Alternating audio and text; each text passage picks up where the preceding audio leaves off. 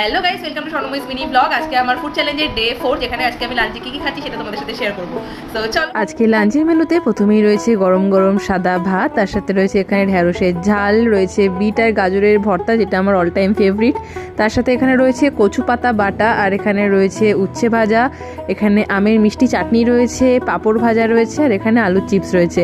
আর কালকে আমার একটু আলুর দম আর বাঁধাকপি মাখে রেখে দিতে বলেছিলাম, তো সেটাই রয়েছে এখানে। একটু ডাল রয়েছে আর লাস্ট বাতে আম রয়েছে। এটা হচ্ছে কচু পাতা বাটা।